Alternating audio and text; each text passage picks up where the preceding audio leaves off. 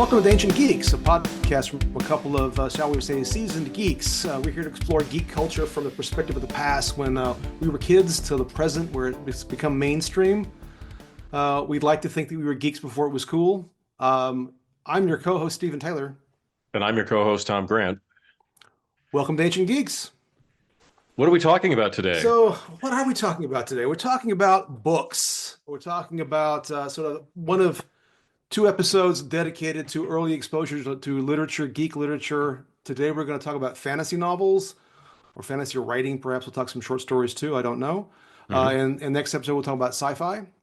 I think we may talk a little bit here at the top maybe about what those divisions mean to us. But didn't J.R.R. Tolkien define fantasy for all time? Yes. No. You caught me off guard with the question. I was trying to decide whether we're pivoting something specific or not. Yeah, no, clearly not. And we'll so I think we're going to focus pretty heavily on the works that were published in the 60s and 70s. We were talking off mic about our sort of formative years, right? And so I'm thinking in terms of elementary school through high school, which puts us at slightly different times in our timelines, but I think mostly the literature we're talking about is pretty much the same. Let's do this. Let's start with the question. Well, one, as we like to do at the top of the show, let's talk about what's something we're doing in geek culture now.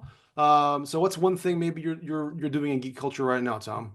Well, apropos of the topic today, I've been reading some short stories in a sword and sorcery anthology magazine called Old Moon Quarterly. Okay. And the stories so far in the first couple of issues have been really good. And there's been a real effort, I found out a couple of years ago, to revive pulp fiction in general and sword and sorcery, as part of that effort. And so this was a really, as I said, a really pleasant read. Awesome. I really commend the writers for their imagination. There was, like, for example, a short story from the point of view of the questing beast from the Arthurian legends. So anyway, good stuff. How about you? Excellent. So yeah, my brother, who may be listening, so hello, Philip, got me for Christmas the remastered series 1 of Blake 7, which I've been watching. I haven't gotten all the way through it yet, but I was revisiting that show, which I really enjoyed. Mm-hmm. And I think we may have a chance to talk about sometime later on the podcast.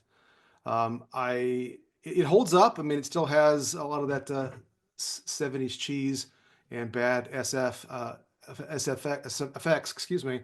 Although it does have an enhanced version, which you can toggle back and forth, which is kind of nice. Although they're not anywhere near as enhanced as the ones for Star Trek. So did you do anything for preparing for the pod this week or for the future that you want to talk about? Not specifically. I think that, I've been going through a lot of, ebooks of the authors that we're going to be talking about today, looking things up here and there. How about you? Oh yeah, I've been just trying to refresh my memory about a bunch of stuff. Although maybe less sophisticated, reading a bunch of Wikipedia summaries of novels to remind myself of what they were about. This was an interesting episode to prepare for, and the next one too, the science fiction episode, because there are so many writers. No, I think one of the things in semi-transition of just talking about the stuff this week, I mean, one of the things that I've been encountering, and it's been a theme of the podcast for me in general, since we are looking at this in a retrospective kind of way and thinking about when we encountered what we encountered and what we really fell in love with. I mean, I was reading all the time, but I'm realizing how much stuff that there's this category of stuff that I vividly remember, and often because I've reread it, although not always. And then this stuff that I almost, did I really read that? I think I did. It's kind of a weird dichotomy in this regard, right? Yeah. And as looking at lists of authors and remembering and things, some that I like thought I was going to read but never did, but some that I know that I read but don't remember anything about. It's an interesting journey. Yeah, or I also had books that were impenetrable. I tried to read them and I just could not find the oomph to get through them. Yes, absolutely. There was a time in my life where I'm going to finish whatever I start. And then at some point I realized life's too short, even at a young age. That is a crazy strategy. It's not worth it. Not worth it. I definitely have become more more ruthless with my Oh reading yes, habits. You know, sure. if something's not holding me, even if I'm like 60% through it, I'll not, do the sunk cost fallacy of Oh well, it's not. trying to finish it. I think it's 60%. I'm a sunk cost fallacy guy still, but I Okay. probably should revise. Although, grad school taught me to skim, man. I know how to skim like nobody's Yeah. business. So let's shift and let's talk about fantasy novels. So what drew you to fantasy novels? Well, I think, it's probably the direct path from Tolkien. Yes. So having encountered The Hobbit and Lord of the Rings and then kind of saying what else? I also discovered the Arthurian mythos Mhm. around the same time. And so it was kind of a very easy step to explore other authors in the fantasy genre, though, as I think we'll talk about, the boundaries of fantasy and science fiction were Yes. a lot blurrier at the time. How about you? What drew you in? Yeah. No, it's definitely there was this Lord of the Rings shaped hole in my heart that I kept trying to fill, or Mhm. or I wanted the next hit of Tolkien heroin, whatever the appropriate metaphor would be. It really, really, really shaped my quest in middle school. Everything was about, for a while, about how Tolkien-like would it be. And the funny thing was, I was pretty also kind of snooty about it. Like if I felt it was too much of a copy of Tolkien, I wanted the same feeling without it being a carbon copy. Like I remember trying to read the Sword of Shannara, which I think we mentioned in a previous podcast, and I just couldn't because my eighth grade self was like, well, this is just a ripoff of Tolkien. That's not fair. Right, Um, and so trying to find the right novels was important and difficult to find something that really, really grabbed me. I think too, although you realize really looking at it, right? So many of these authors clearly are but they're doing the same thing. They're chasing their own Tolkien created hole in their hearts. I mean, all of these right. epic fantasies, all these worlds, it's in many ways a reflection of the one true world. That may be a reference to another book we'll talk about here in a minute. Oh, okay. But that was hugely part of it. I think um, in that, in some ways, it led me. This is a whole other podcast, right? But it led me to gaming, I think, as much as it Hmm. did to other literature. And Yeah. I think as a kid, in some ways, I read a lot of fantasy, but I think in some ways, I thought of myself as more of a science fiction guy. We'll talk about that in the next podcast. Um, but what? Well, let So me I, add to what I no, go said ahead. earlier a Go right little bit. ahead. Yeah. So, my high school U.S. history teacher, Diane Meisenberg, for those Garden Grove High School uh, veterans out there listening to this podcast, would talk all the time about multiple causation. And Yes. I certainly had multiple forces pushing me in the direction of fantasy as it existed in the 1970s, early 80s. So aside from Lord of the Rings, I would say there was the comic book connection. At the time, Conan was big in Marvel Mhm. Comics, and that certainly implied, hey, you should go read the books that these comics are based on. There were all kinds of, if you wanted to read science fiction, you would undoubtedly would encounter on the same racks lots of fantasy Yes. novels, often by the same people who wrote the science fiction novels. There was the Lovecraft connection. If you, as I did, got into Lovecraft at that tender age, and that made an impression on you that worked. Cthulhu, Necronomicon, and me, all of us under its spell.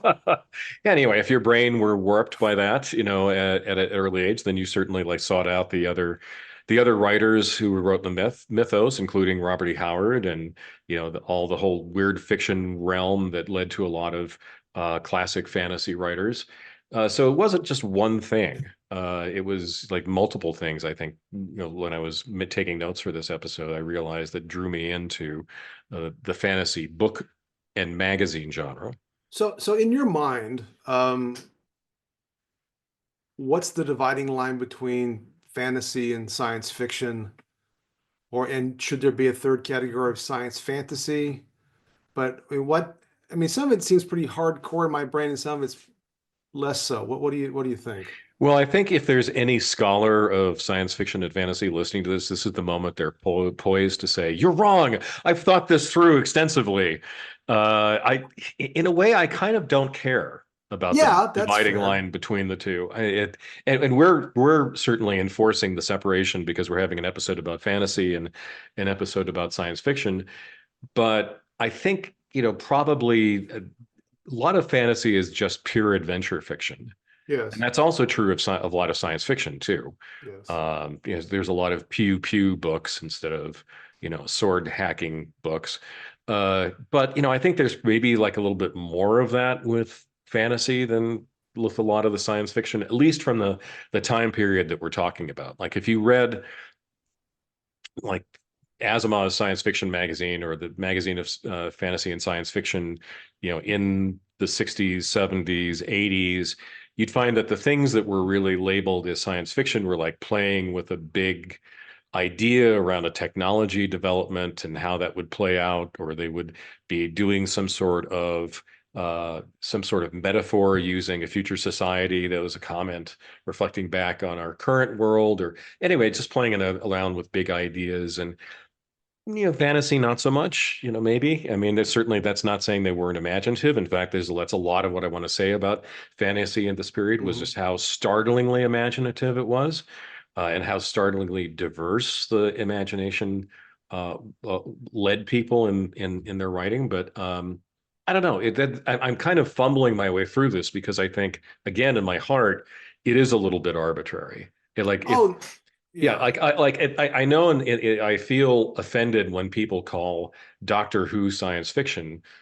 It's not, at least maybe in the sense of a lot of the science fiction intended to be marginally scientifically accurate, or kind of, again, kind of playing out certain scientific trends or certain sociological trends or whatever. And that's not what Doctor Who is necessarily about. I'm not dissing the show. I'm just saying Right. it's not the same thing as Arthur C. Clarke or Ben Bova or other greater known or lesser known science fiction writers from this period. Um, so there's some sort of difference, I feel, but it's not a Oh, yeah. hard difference. No, I mean, I was not to throw monkey wrenches or other podcast themes into the mix. I mean, one could Mhm. argue that Star Wars is science fantasy more than science fiction. Yeah. Um, I mean, I guess I think it is somewhat arbitrary. I mean, on the one hand, from a practical point of view, and somewhat to your point, if you went to the bookstore, they're all in the same section, so you were Right. seeing this all together. Actually, not. In Barnes and Noble, they separated Did they fantasy and really? science fiction. I Yeah, well, okay. In which my I thought was experience, a yeah. big mistake. Yeah, yeah. So, well, yeah, okay, cool. Huh. B. Alton's and as a kid, because they were small sections or, Walden Books or even the used bookstore, it seemed like they were always mixed together. Yeah, and a lot of the terms intended to unite them, like imaginative fiction or speculative fiction and Speculative so forth, fiction, yeah. are also like not terribly satisfying and somewhat denatured. You I think slapping labels on something like No, whatever this is just it's a hard enterprise with a very bad ROI. yeah, I think really in my own mind, if we're going to really say what do I see the two differences as being, science fiction tends to be either in the present or in the future and involves space and some kind of science. So, I mean, even Doctor Who, therefore, would be science fiction in that sense, although in some ways the Doctor is a wizard and the TARDIS is a magic box, or, Mhm. a madman with a box, as the case may be. Um, Fantasy, it was always maybe the delineator for me was it had magic, right? Mhm. Which kind of leads to the next question about sometimes a term that was used, especially in the 70s, was sword and sorcery, Right. right? Mhm. So, um, were you more sword or more sorcery, or did it matter to you? It didn't matter. I think that a lot of the authors I'll emphasize here certainly were more sword than sorcery, but Hmm. I think that was more a function of kind of where the sword and sorcery genre was at the time, where the point of view character was often not a magic wielding person, Right. with notable exceptions like Elric of Melniboné, Hmm. uh, Moorcock's best character. How about you? So I just wrote sword and sorcery down, and then I started looking at some of the things that I wrote down, and I realized that often the characters that appealed to me more were the sorcerers, Mhm. whether it was Gandalf or Merlin or the characters, or the Earthsea books. These are the ones that really stuck out to me.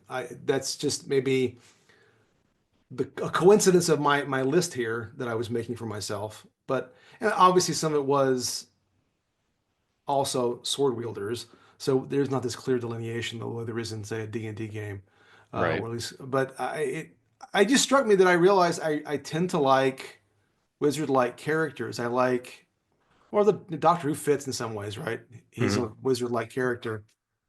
Um, Well, I think one of the aspects of sword and sorcery at this time was that the magic using characters were often very mysterious, yes. and the magic itself was not well defined. There wasn't like a magic system in the sense that people talk about it right now. I think that's what made Jack Vance, for example, as an author, kind of distinct in implying that there was sort of a worked out set of mechanics behind the magic versus like Gandalf. Like, what the hell is he doing? Oh yeah, yeah. It's He's doing something here that's magical, but you couldn't really pin down how it worked. And in that sense, then I think making the point of view character the magician then kind of makes it hard to avoid maintaining the mystery around the magic. no, I agree. So you want to talk well, I realized there was a question I was going to ask up top, but I'll ask it now. So, Okay. because it fits both episodes. So, what was the role or the importance of books to you as a young child, young man, I guess, Well, I was a from very growing lonely child, Stephen, so they were my only friends. up? Okay. It's not like there's no truth in that. I think once I just became an avid reader, books became really just kind of this constant sustenance I got. Mhm. It wasn't just entertainment, and this kind of goes to why these particular books. It was also like I enjoyed having my mind blown at times. Right? Right. Like I would have never thought of that. Yeah, or this is the kind of story I never thought I would read, or that's a situation I don't think I would find in any other book, that a protagonist would find this sort of problem to solve. So it was like sort of constantly stretching my brain a bit to read all of this, and books were readily available. Especially when my family got the bookstore, they were really available. Right. So again, as we talked about, it wasn't like every book that you could possibly want was at your fingertips. And it was always, with friends of mine who also became avid readers, also a thing that we talked about. It was sort of the currency of a lot of the conversations we had. How about you? No, I think that mirrors my own experience. Books were just this gateway into a whole other worlds, other things to think about, ways to think about, Hmm. adventuresome things to experience. Books were a constant companion. I mean, part of it, my mother was an English teacher, or had been before we were born at least, and there were books in the house, Hmm. but then libraries, and mother would read to us as kids, and then going to the library was a big deal. Going to the bookstore was a big deal. Yeah. And just this sort of ability to go to all these different places in this particular manner was always appealing. And I read voraciously as a child, and always had a book with me.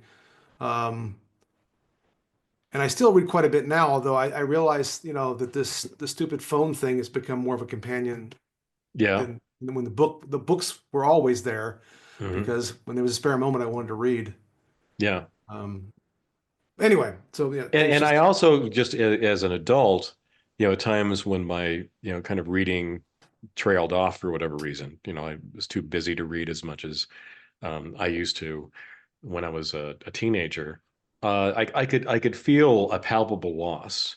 yes, If because the books, unlike a lot of the visual media that we're talking about, kind of as I kind of not surprisingly, this will sound very cliche, but left it up to my own imagination to right, no, to envision what the author was talking about. And I always liked that. I liked the length of books. It was a satisfying story told often in a novel. Or, if it was a really good short story, it was just the right length, however many pages, 15, 20, 30 pages, Hmm. to tell a particular story or explore an interesting idea or whatever. It always seemed satisfying to me to read good authors because the experience felt very complete. And again, I wasn't necessarily having things spoon fed to me that I didn't need. Right. Not that I didn't like television or movies. Obviously, from this podcast, I loved No, them, but we absolutely. books were a different experience. Books are definitely a different experience, especially when they are isolated on their own. Again, like we talked about with Lord of the Rings, the movie was impressive and I enjoyed it very much, and I'm glad that it exists, but it does Mhm. in some ways take away from the book because the book is no longer this unique experience. Yeah, Dune's Um, just the same way. yes, fair, fair, fair. Okay, so All right. what after the Lord of the Rings, and we're all questing for this additional fix. What were some things that really affected you? So authors, we're gonna get into Yes. the authors. Okay, Yeah. so just a quick preface before I get into my first author. I just want to say that one of the things that really struck me at the time, and also again when we were putting together notes for this episode, just how imaginative and diverse, as I said before, these authors were. That these weren't Tolkien clones. In Right. fact, the first one I'm going to pick is somebody who explicitly said outright, "My mission is to not be Tolkien." Uh, and you had books that were not, definitely not mega quests like The Lord of the Rings, or moderate sized quests like The Hobbit. Sometimes they were, there were like a couple of longer Conan stories that kind of had the same feel, but generally it was also often a very much a short fiction genre, as was Hmm. science fiction at the same time. That there was a story about Thaford and the Grain Mouser by Fritz Leiber, or a story about Elric by Michael Moorcock, that kind of, again, kind of did its thing and got out quickly.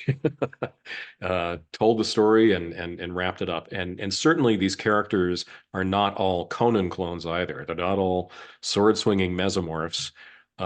They extremely different types of leading characters. So my first author is Michael Moorcock. And if I can convince the listeners of this podcast to read somebody they haven't read before, my first choice by far would be Michael Moorcock. And he wrote as he was the one who said, I'm going to be the anti-Tolkien. Like, he wrote a very famous essay Right. describing what he didn't like about Tolkien, and I still love Tolkien. I mean, I think his critique is on point in a lot of places. I don't think it's necessarily an argument for talking people out of reading Tolkien, but he really very much wanted to do a different kind of story. And so what you got with his main characters, fantasy characters, Elric, Coram, Hawkmoon, was nothing like you ever read in Lord of the Rings or anything that resembled that sort of northwestern European fantasy trope. So, the hero that was the most interesting, I think, was Elric, not just the character himself, but also the story, that the stories themselves. So Elric is, if you've never heard of him before, the last emperor of this decadent empire that's surrounded by all these energetic and ambitious kingdoms in this fantasy world. And that's a setup for some bad, without giving anything away, some bad things happening. A lot of bad things happening. And there's nobody else I can think of who came before Elric who was really like him. It was insanely imaginative, and a lot of modern fantasy starts with Elric. Right. So things like the multiverse, uh, like the different poles of law and chaos warring over the world, or the many worlds in the case of his stories. The idea of the eternal champion. There's always some sort of, like, at some given point in time, some sort of, not sainted, I don't know what the right word is, but some sort of character who's on this particularly fated mission, whatever it is, kind of specific to that particular world and that particular time. And other things that you were just sort of, I talked about having my mind blown. Moorcock with Elric just like never held back his imagination. You had soul-sucking swords, powerful spells and artifacts that could decimate entire armies, demon magic, you name it. And if you look at the other characters too, they also had big ideas. Like Dorian Hawkmoon is sort of fantasy, sort of science fiction. It's actually set in the future. And in that particular case, you have a far future Europe, which has kind of reverted somewhat into medieval political and economic structures. And the big bad in that particular setting is the future Great Britain, called Grand Britannia, Hmm. where these sadistic overlords are just not satisfied without having conquered all the lands they could possibly seize. There is super science that looks a lot like sort of magical Hmm. artifacts and magical doings of other sorts. There's a mysterious thing called a rune staff that plays a role that's never kind of fully explained what exactly it is. So you had all these, as I said, big ideas, very different, just like discovering a completely new kind of cuisine that you've never tasted before and saying, "Wow, this is Right. really amazing." Yeah, I mean, I know I've already confessed not to having read those books. I feel like I may have Well, you're started you're to read dead. You're one. dead to me now, I know Stephen. it's terrible. It's terrible. What are you going to do? The funny thing is, and I'm Yeah. trying, and it's one of these again, is I try to sort of piece together, things that happened almost half a century ago, not quite, but close. I know that I knew some of those things. I knew about the sword. I think the rune staff sounds familiar. I Mhm. feel like there was some D&D tie-in to this somewhere, either in a Dragon magazine thing or something. I had a Deities friend. and demigods. Was it in Deities and Demigods? Was Elric in that? That's right, he was. Okay, Yeah, in the that's right. first edition of That's that, right. there was Elric, and That's also right. Fritz Leiber's characters were in that. Yes, Yeah. yes. Okay, I'd forgotten this. I knew that was my the tickling in my Mm. brain that Fafhrd the Grey Mouser, which I did read some of the Liber stories, although I don't have a grand memory of them, but I do remember reading them. The Elric stuff and maybe some other things were, to me, they were all like someone orbiting around D&D Mhm. more than the literature part, which is my own failing, I suppose. Maybe at some point I will revisit those and we can talk about them at some point, or not revisit, visit them, right? Yeah. Um, so I was thinking about my own. Uh,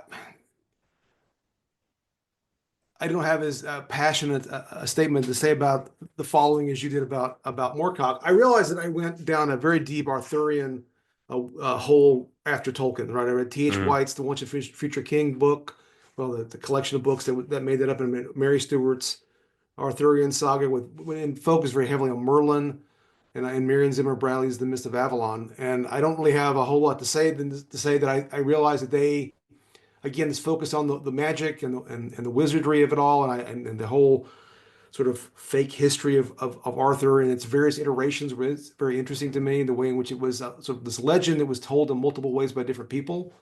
And it was more complicated than say what I had experienced in Disney movies and what have you. Mhm. Um, or, um, but if we're going to pick an author that really, I think the next author that really struck me, and I think is one that you want to talk about as well, was Roger Zelazny.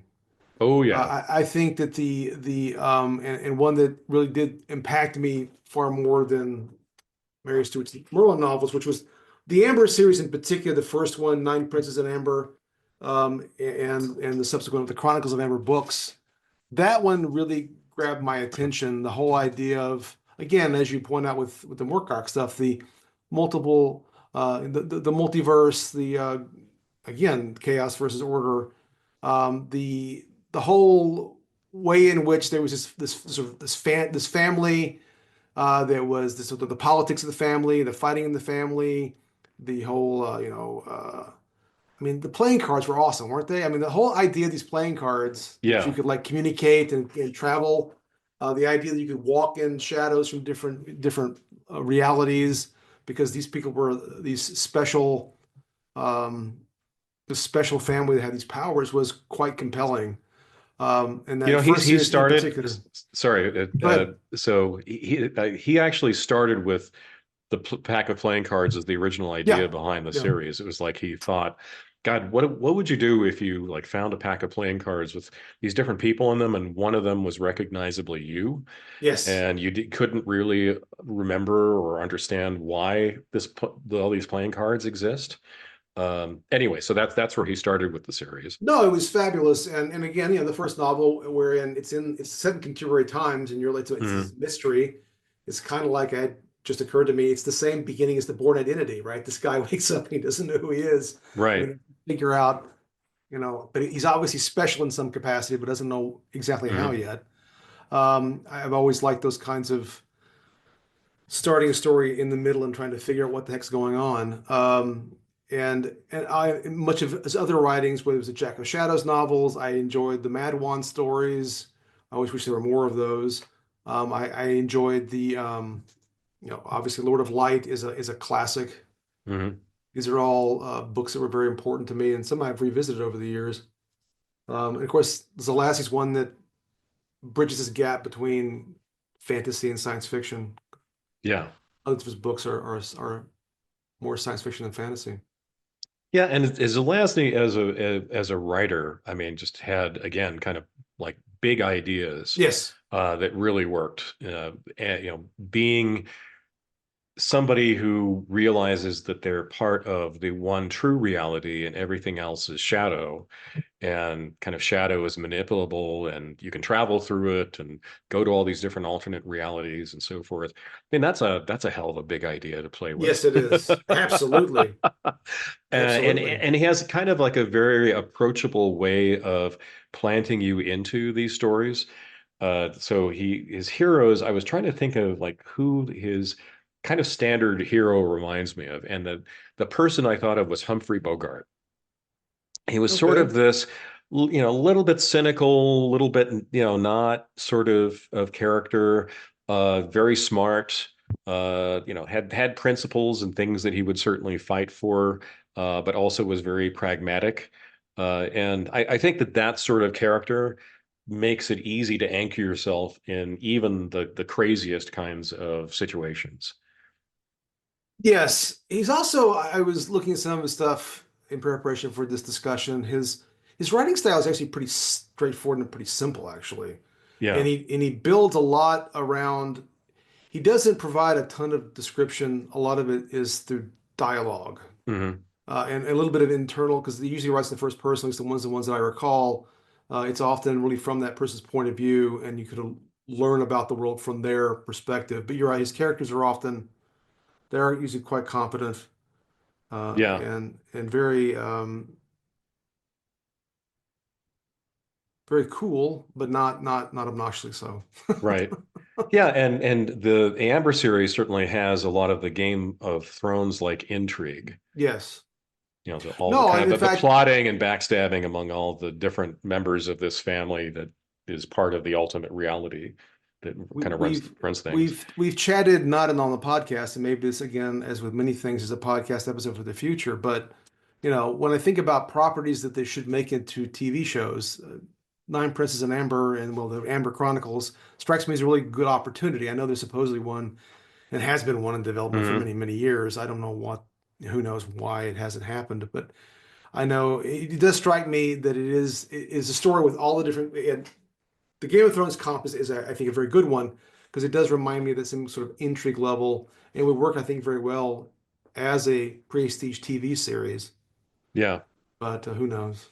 But there are some things just to push back a little bit, I think talking about the experience of reading books Yes, that, I think certainly even with as sophisticated as computer graphics have become, like showing somebody going through shadow, so for those who haven't read the books, right. this is kind of to go from point A to point B through all these different, alternate realities, kind of passing by you could look very hokey.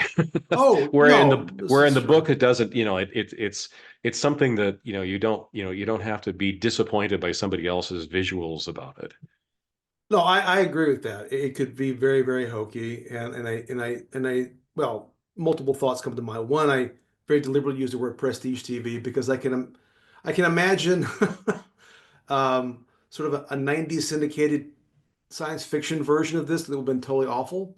Oh yeah. And you're right. There is this ongoing mix of difficulty with will something be done in a way that is acceptable on screen. And and part of me would agree that maybe some things should just remain unfilmed.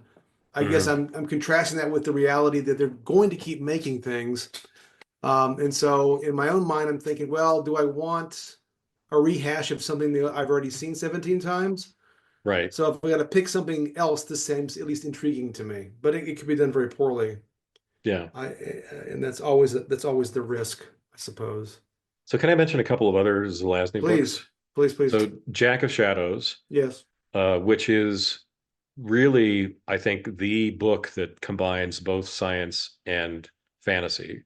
Hmm. Because in that the world in Jack of Shadows is split between a day side that is governed by science and a night side that Yes. is governed by magic. Yes. It's just a terrific read. Can't recommend that enough. And the other one, a really fun book, A Night in the Lonesome October, that is a you kind of talk about like a sort of a Sam Spade like character. You really get that in this particular book, and it's also very funny. And it's the ultimate sort of mashup of all these different types of characters. The Count, for example, you kind of know who the Count is, or the detective, kind of know who the detective is, who he's really talking about. But all these kind of famous literary characters all together at once in kind of a fun quasi Lovecraftian story Hmm. is really a good read. Very good. Very good. So who else do we want to talk about? Do you Well, have, I think we come to Robert E. Howard. okay. The Conan books, but not just Conan, but also his other characters in the fantasy realm. So Solomon Kane, Cull, Bran MacMorn, Cormac MacArt. I the fact that I still know all these names without having to look them up. But Conan being the main one. So Conan is pure adventure fiction. I think that he kind of defined, I think the stereotype of sword and sorcery fiction. Yes. There's always a sword wielding barbarian, and magic is bad, barbarian good, civilization bad, barbarian good. You know, Grammar bad. grammar bad, but he wasn't Yeah. stupid in the books. I mean, No, he he was was he not. was He he was was not. definitely not a lunkhead. Um, that they had this interesting setting where it was a world with it echoed a lot of modern. It's supposed to be in the past, I should say. It's supposed to be in the deep, deep past, but also countries resembled more modern equivalents of them, including like Middle Eastern nations and Hmm. European nations and Hmm. so Yeah. forth. Yeah. Um, but it was again kind of like an adventure uh, genre uh, setting. So what you had was a lot of short stories, some novellas. Conan would wander into a situation. Well, there's this city that's been closed up from the outside world for a long time, and the people there are exceptionally decadent and cruel. And Conan and somebody else traveling with him get involved in some shenanigans in this situation. Or Conan's a thief at this part of his life, and he climbs up into this tower and finds something fairly amazing in there that he hadn't expected. So it was a lot of, again, kind of like episodic sort of stories around Conan, with a lot of this common themes, as I said, about civilization, about, magic, about it, the natural world being perverted by civilization. I think one of it's interesting, one of the monsters in the stories are giant snakes or giant spiders or Right. an ape that thinks that he's a man in one particular case. Um, I think this is, like with Moorcock and everybody else we're talking about, we can't do any of these justice in a single episode. No. So we can, Well, Conan is one, and I know I read some of the early Robert E. Howard, but I never I think he grabbed your attention more than it did mine. But he's clearly one mhm. of these characters that has become sort of central to the overall sort of mythology. It's a background character. You have to know who Conan is, even if you didn't read a lot of Conan, Right. right? He's like Tarzan or heck Sherlock Holmes for that matter. He's just become this sort of um, part of the key mythology, right? hmm Um, and it obviously manifested in comics and movies, but I just think he's really really important. Did you read any of the like? Didn't Robert Jordan do some Conan writing later? Or did you? Yeah, later. Yeah, I read some of that Yeah. later. But I think at the time that we're talking about in the 70s, so there was if you wanted to read Conan, there was a set of paperbacks that you Yes. had to Yeah. buy, and Yes. Frank Frazetta famously did the covers Yes. for these, Yes. which kind of visually created a sort of sense of what sword and sorcery was about from these covers. And what was odd about the books was it wasn't just Robert E. Howard. You mentioned Robert Jordan. Well, Right. you also had like L. Sprague de Camp, That's right. who wrote his own stories, but also like rewrote some of Howard's stories. And so, reading Conan was really sort of in and of itself a very motley experience because you had the stories that were just written by Howard, you had the stories that were written by Howard and somebody else, and Lynn Carter factored into this to some extent too. And then you had the stories that were completely written by these other people, and you had the comics that were written primarily by Roy Thomas, and often brilliantly illustrated by people like Barry Smith Yes. and John Buscema.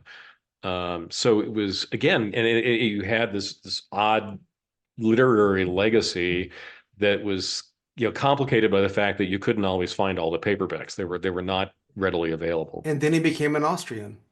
And then he became an Austrian, and now It's we all very think of confusing. Conan as And then he got a late night talk show. It's really hard to keep track of these things. or there was used to be a very funny Twitter account, like I forgot what it was called, like it was like the conceit was like Conan's an office worker. And he's always making these very Conan-like pronouncements, about the copying machine being broken, or, Well, or there you someone, go. not cleaning out the refrigerator. So let me think here. Okay, What so else who's is on next my for you? list? Well, I mean, I don't, I think we've kind of, what I was struck by as I try to go through this, I mean, I think another important author, I don't have a ton to say, was Ursula K. Le Guin's Earthseed books. I think those were important to me, Hmm. but I haven't revisited them in a very long time.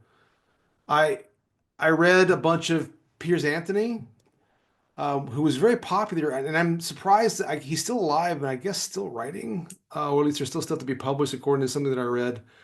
Um, did you read the Xanth books? Did you read any of that I, stuff? I I read a few of them.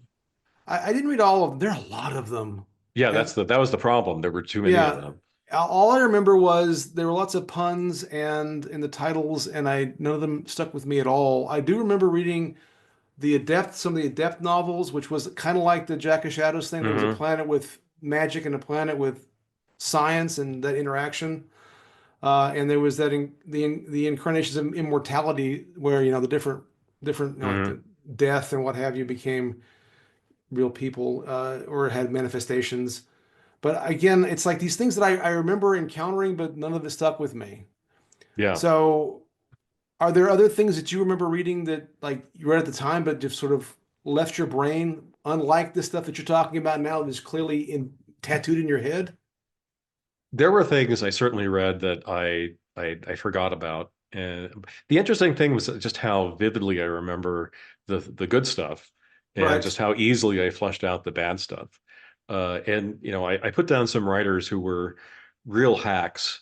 Andrew J. Offutt was one. John Norman, man.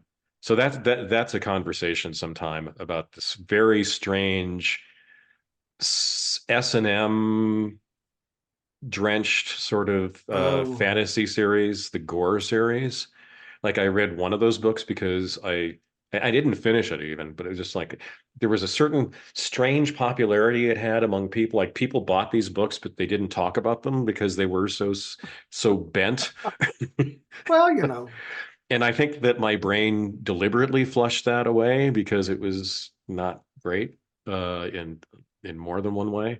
Gardner Fox was somebody who wrote sort of like a pastiche of sword and sorcery that was fun. I remember reading at the time, but it was deliberately sort of tongue in cheek. But it didn't stick with me. So there was a lot that didn't last. Yeah, it really is actually quite amazing to me as I look through the stuff that there is this stuff Mhm. that just didn't stick. I think I remember trying to read or reading part of the Dragon Riders of Pern, the David Eddings novels, the Yeah, Belgariad, but I don't remember much of them. I did, I read, like Peter Beagle's The Last Unicorn. I read the Prydain novels, but the things that really stuck with me were Tolkien and then Zelazny. yeah. And again, just sort of these smatterings of these other things, these background become background in my brain. Yeah, I had the same experience with Peter Beagle. I just said the last unicorn didn't stick. I think to my point about the Lord of the Rings, I think the only reason I read it was because he'd written some introduction to some Hmm. Tolkien stuff. I'm like, well, he's Tolkien adjacent. This must be He what I must needed be to read. good. He must be Right. good. Although I'd forgotten he co-wrote that episode of Next Generation Sarek. So there you go. Oh, okay. Um, Are we still going through authors or um, because I got a couple I n- just at least want to no, mention. no, please go ahead. Go ahead. So Fritz Leiber, the Yes. Fafhrd and Grey Mousers series was a big hit with me when I was at the tender age we're talking about. And I think also too it had this very interesting kind of different take on morality across these different writers. So you had uh, Tolkien, is there's good and evil, Oh, yes. and there's there are people who are moral, and then there are people who are corrupted, and those are the poles of tension. With Moorcock, it was often people fighting against their fate. That was the pole of tension. Or with Robert E. Howard, it was you sort of like the natural condition of mankind, and then all this sort of decadent, civilized stuff that that Mhm. really kind of pollutes things. In Howard's very idiosyncratic worldview. With Leiber, it was almost like not an issue at all. I mean, it's the two main characters are sort of like Damon Runyon like characters. They're rogues. Mhm. They're likable. They're not bad people, but they're also definitely not terribly great people. They often do heroic things, but there's often a level of self-interest in what they're doing. And it didn't kind of diminish from the story at all. It wasn't like I was reading this expecting that, you'd have like an Arthurian sort of kind of moral system Im implanted on whatever the fantasy setting was. Whatever the setting was, you kind of played according to the rules that the author had set up, and you were fine as long as it wasn't repugnant. That's right. No, I Yeah. remember those stories as being sort of whimsical and fun. And was it, you're right, it was a Mm-hmm. deviation from some of the other things that I had read where it became more about these characters and just wanting to experience these characters rather than Mm-hmm. some grandiose quest or again some massive moral question that has to be addressed. Yeah. It was just And fun. yeah, it was fun. The other two authors I wanted to mention briefly were Jack Vance, we had alluded to earlier. Um, the I think that he is unfairly mostly remembered for inventing the kind of rules that go into the D&D magic system, that you Mhm. have a spell that you memorize, and when you throw it, it goes away. Uh, he deserves much more attention than that. I mean, he just wrote these extremely brilliant stories that were, again, kind of a combination of fantasy and science fiction. Uh, Very much it's hard to describe a weird fiction vibe that if you've read other things by other writers you call Mhm. weird fiction, you kind of get what I'm talking about. But it is a feeling wholly different from Tolkien or the Arthurian stories or whatever.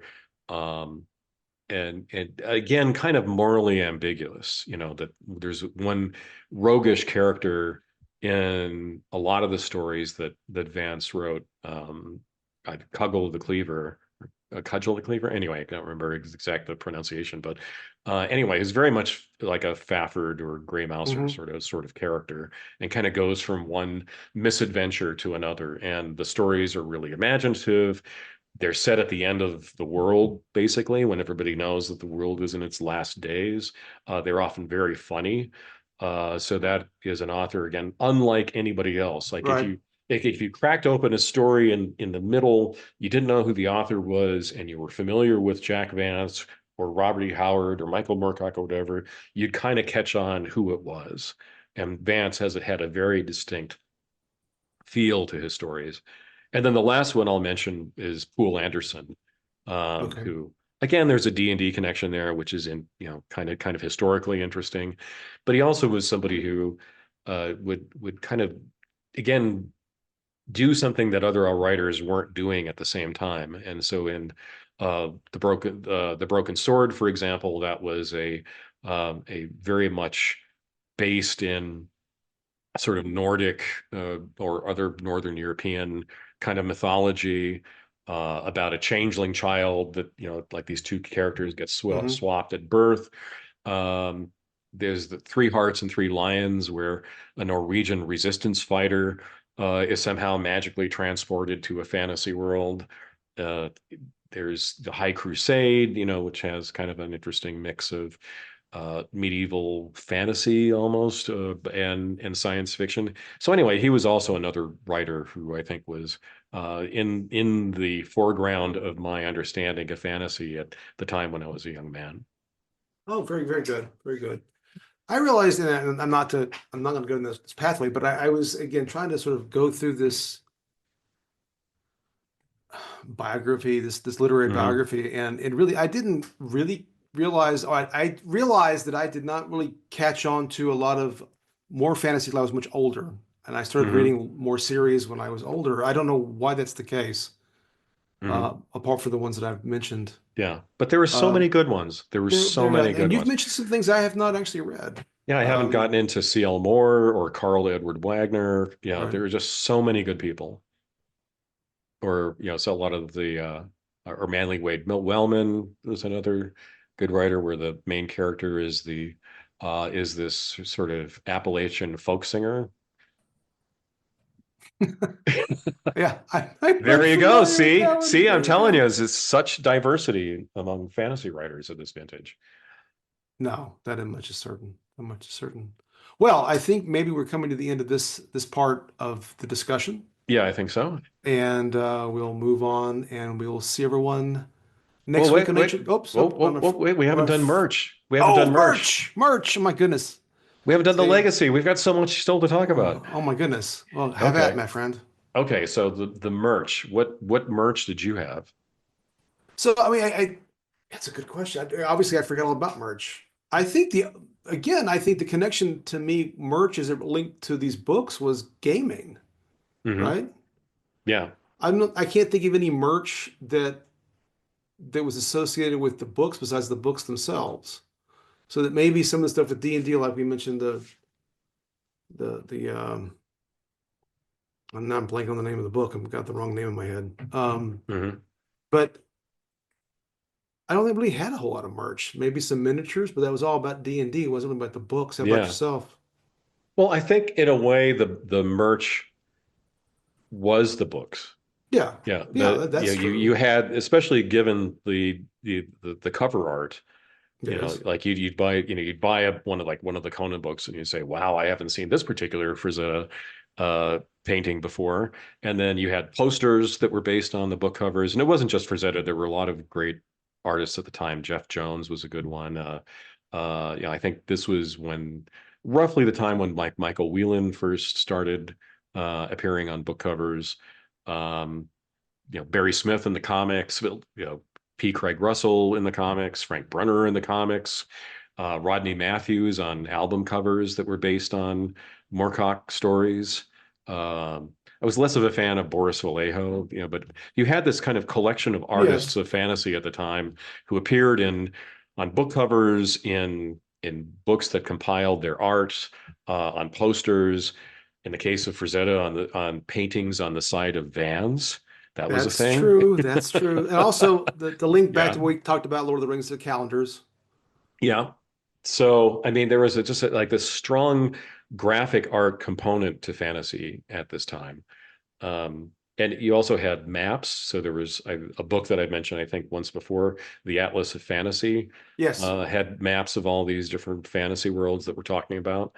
Um, I have a copy sitting behind me over there somewhere, as a matter of yeah, fact. and then there was the role-playing game tie-in, which was explicit in the case of deities and demigods, and without going into the full backstory of that, they got into trouble for using those Yeah, yeah, yeah, licensed yeah. properties, and had to take them out. But there was also a fully licensed property that also got into trouble with the author Michael Moorcock, but the Stormbringer RPG that was based on the Elric stories, and then later there was also one based on the Hawkmoon stories. And the last bit of merch I'll mention I had was my homemade Stormbringer, the demon sword that Elric had, that wasn't clear who was in charge, the sword or Right, right. the man. And so like I had this. Remember these used to have like these replica swords that people would put on walls, like there would be a Oh yeah, shield. So I had absolutely. one of these iron swords, and looking at it, it said, well, that's a black sword. I bet I could just paint some runes on that and it would be Stormbringer. So Well, that's what yeah, I did. perfect, perfect. Was there any merch that you wish you had? I clearly was just not thinking about this stuff at the time, so I can't think of anything merch-wise that was relevant to this conversation for me. Not like a Merlin robe or, I think that, I mean, really one of the things that I'm realizing in this whole conversation, and hopefully is that I really, while I was big into Tolkien and hmm, I had these very specific other experiences, that I did not delve into the fantasy side as much as you did. yeah. And that, there was, I didn't even think about, obviously, because I skipped over it, I didn't even think about merch as it pertains to this topic. Yeah, it's interesting that what would book based merch be? Yeah, And it's just more yeah, books. yeah. No, I mean, yeah, the fantasy. I mean, yeah, the Atlas of Fantasy and Science Fiction, or Atlas of, I can't get it out. That one, that one I had. I poured over those maps, so I knew of certain properties. Again, this is a background Hmm. of characters and locations like Conan, Right.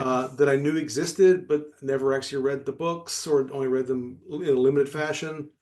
That kind of stuff was always important, but when it came to literature, it was always about trying to find all of the books of a particular series, or trying to find other books by similar author, by the same author. The quest was always for the books, but never really for merchandise. Yeah. So other things I wanted to mention about the role playing games, I think the ethos of early D&D, the whole idea that you would be going to places where there were kind of lost tombs or ancient civilizations that had fallen into decay or whatever, and then you would loot them, Yes. really comes strongly out of Fafhrd and the Grey Mouser, Conan, Yes. Oh, a lot yes. of the fantasy at this time. So people kind of say that that like there's a strong Tolkien connection to D&D. There's an even stronger connection from the sword and sorcery writers, I think. The joking term is murder hobo, but which wasn't really, that wasn't really Conan or Fafhrd and the Grey Mouser or Elric or anybody like that. And certainly like the thief class in early D&D Yes. certainly had its roots in the sword and sorcery setting. I think the kind of the idea that every story would have a different monster, and there was sort of like a monster mash sort of feel to things. Like in this story, Elric is going to, fight this weird monster. You know, definitely gets echoed in D&D, with the monster manual and the idea that like the dungeon master was going to keep serving you up, Oh, sure. new Sure, sure, sure. novel creatures for you to contend with. Um, and I'll just mention last of all, I mean, there's almost like an explicitly sword and sorcery setting that was in D&D, aside from other role-playing games that did sword and sorcery-ish stuff. Dark Sun, that was, I think probably um, the most un D&D like take on fantasy in some ways, but also very much rooted in at least what D&D had become at that point. Right. It was definitely not the Forgotten Realms. It was this weird post-apocalyptic world where magic was like draining the life out of everything, and everybody was dressed in leathers instead of chainmail and plate armor. Kind of running around in the desert. It was just this very odd setting that I think probably if there was like some person who didn't ever commit their weird ideas for a sword and sorcery uh, setting to print, that they would have become the progenitor of this particular setting. So you know I don't remember who in D&D history was the originator of it, but there was definitely a strong sword and sorcery vibe to that in ways that you didn't get from some of the other settings. Yes. I vaguely remember that, but I don't So remember I, enough to comment. Yeah. so I have a question. So it would be cheaper to produce movies or TV shows that were based on fantasy of this particular vintage, but there really wasn't a lot of it. I mean, there was the Conan No, there movie wasn't. Yes. movies, and there were other Yes. things like the sword and the sorcerer, or Yes. or Cull or whatever. But like, why weren't there more fantasy based movies? That's a great quote. I mean, I don't know. In some ways, though, they still look pretty cheesy, right? I mean, Yeah. to really do it properly was still kind of difficult if you're going to do believable monsters and believable magic. But it didn't. Yeah, I didn't even think to look into that kind of production because you're right. There really wasn't much. There was Conan and then Cull Hmm. or Krull or whatever the heck it was. Krull. I'm sorry, I misspoke. Krull. Krull. Well, Cull was um, the Robert E. Howard character. yes, yes, yes. I knew there was one of each, but I was trying to figure out. But they really were still kind of cheesy, were they not? Yeah, they were. But I don't think cheesy is necessarily bad. No, You it's know, not. It's well, you were not. saying like Blake Seven, had Oh, it's cheesy. No, you're inc right. I mean, I guess, and again, it's in some ways another conversation to think through what properties would even be adaptable or should be adapted. I mean, not even many Arthurian movies. I mean, No. Excalibur was like sort of a standout of a deliberate attempt to make a fantasy movie at with decent actors and good visuals and very overwrought classical music as the soundtrack, but not a lot else. So it's funny, like during the 60s, 70s, until like the big Conan imitator phenomenon that came after Yes. the Schwarzenegger movie came out, just wasn't a lot of fantasy in Well, it's movies. funny because now that you mentioned that, again, I haven't given it much thought, and maybe I'm forgetting something. But I mean, when you think about King Arthur, besides Excalibur, the two things that come to mind are Camelot, Yes. and in its various incarnations, and then Monty Python and the Holy Grail.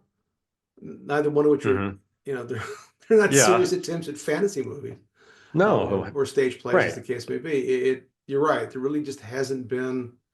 The Sword in the Stone, which was partially adapted from T.H. White, which was the Disney movie cartoon. Hmm. Right. But there really, it is, despite, I know we're forgetting some because there have been some other Arthurian movies, but nothing that really was particularly well received or all that significant. Um, Yeah, they could easily make a movie series because there were these characters who appeared across many novels. It yes. didn't necessarily have to have a high budget. I think if you tried to do Zelazny, right, Oh, it might it's going have to require some money. some money, but Yeah. not everybody, not a lot of the people like Leiber or Howard or other lesser lights. So I don't know. It's a good question. I think the mass appeal does, although again, I mean, on the flip side, not to get into contemporary, Game of Thrones is probably the biggest example of that genre making it big on screen apart from Lord of the Rings. Yeah. Anyway, just thought I'd raise the question, not that I necessarily had an answer. Oh yeah. And a lot of We the Conan we imitator movies were really bad. oh, they were really bad. They were really bad. Yeah. They were all, yeah. When I say cheesy, I guess really what I'm saying is most of those were just not good movies. Um, like a lot of the Star Wars imitations that came about not long thereafter, they were just horrible and quite forgettable. But yes, But again, I don't think that's a shame necessarily because the books were so satisfying and there was so much to explore that if, Hollywood didn't catch on that this was an opportunity to cash in on, some very potentially attractive properties, then sure. too bad for them. Do you think that fantasy is less appealing on a mass level than at least an approximate science fiction? Recognizing that comic books are in some ways fantasy as well, but Right. I think yes, definitely. Because I think then I think people are afraid to pursue something that might seem childish. that's fair. Yeah, Yeah. even the Arthurian stories, people will, I think, confuse them with fairy tales, and I think that is the problem, maybe. Although comic books are considered childish, but they're doing quite well. Well, we live in a different age when, those particular barriers have been broken through. Yeah. But I think when at the time we were talking about, 70s, 80s, people were a little bit more embarrassed, less about science fiction. They certainly were not embarrassed by the fashion of the time, which is the real shame. Yeah. Well, maybe this. Oh God. Sorry.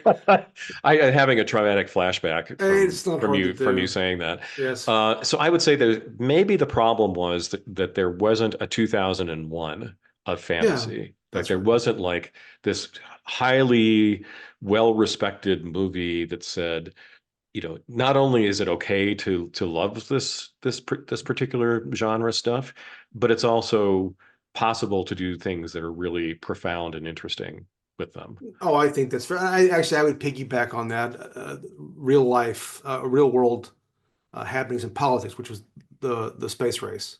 The Mhm. space race, I think, created a Yeah, different context for science fiction, where science fiction was therefore about this perceived possible future, yeah, and space itself had captured the imagination of the population in a way that these other genre stuff wouldn't.